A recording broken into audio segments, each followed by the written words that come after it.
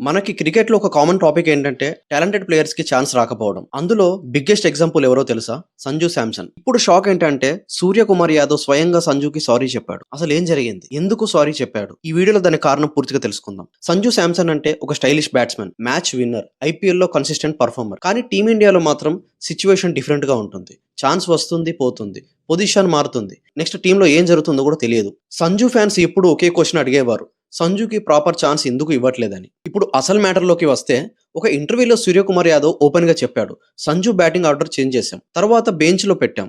అది అతనికి చాలా టఫ్ అని నాకు తెలుసు. అందుకే నేను తనకి పర్సనల్‌గా సారీ చెప్తున్నాను. ఇది ఒక చిన్న స్టేట్మెంట్ కాదు. ఇది డ్రెస్సింగ్ రూమ్‌లో జరిగిన ఒక రియల్ ఎమోషన్. జస్ట్ ఇమాజిన్ చేయండి, ఒక ప్లేయర్ ఫామ్‌లో ఉన్నాడు. కానీ పొజిషన్ చేంజ్ చేస్తారు. తర్వాత నెక్స్ట్ మ్యాచ్‌లో బెంచ్ చేస్తారు. ఇది ఏ ప్లేయర్ కైనా మెంటల్లీ చాలా హార్డ్‌గా ఉంటుంది. ఇండియా టీమ్‌లో కాంపిటీషన్ లెవెల్ ఎంత ఉంటుందంటే, ఒక్క పొజిషన్‌కి ముగ్గురు నలుగురు ప్లేయర్స్ రెడీగా ఉంటారు. మేనేజ్మెంట్ డిస్కషన్ టఫ్‌గా ఉంటుంది. ప్రతిసారి కాంబినేషన్స్ గురించి చేంజెస్ జరుగుతూనే ఉంటాయి. కన్సిస్టెన్సీ లేకపోతే ప్లేయర్ కాన్ఫిడెన్స్ డౌన్ అవుతుంది. సంజు కేసులో అదే జరిగింది. సంజుకి ఫ్యాన్ సపోర్ట్ ఉన్నా ఛాన్సెస్ లో కంటిన్యూటీ లేదు. సంజు పని అయిపోయిందని చాలా మంది అన్నారు. కానీ లాస్ట్ టీ20 వరల్డ్ కప్ లో సంజు ఏం చేశాడో మనందరికీ తెలుసు. తన కన్సిస్టెన్సీతో మ్యాచ్ ని గెలిపించాడు. మన ఇండియాకి ఒక ట్రోఫీని ఇచ్చాడు. తను సెంచరీస్ కోసం ఎప్పుడు ఆడలేదు. టీం ని గెలిపించడానికి ఆడాడు. Player of the tournament award అందుకొని ఎక్కడ ఓడిపోయాడో అక్కడే గెలిచి చూపించాడు సంజు శాంసన్. సంజు శాంసన్ స్టోరీ ఎంతో మందికి ఇన్స్పిరేషన్ గా ఉంటుంది. తనని విమర్శించిన నోళ్లే వీడు మావాడు అని చెప్పుకునే స్థాయికి ఎదిగాడు సంజు శాంసన్. సంజు శాంసన్ గురించి మీ అభిప్రాయం ఏంటో కామెంట్ లో చెప్పండి. మన ఛానల్ ని సబ్స్క్రైబ్ చేసుకోవడం అయితే మర్చిపోవద్దు.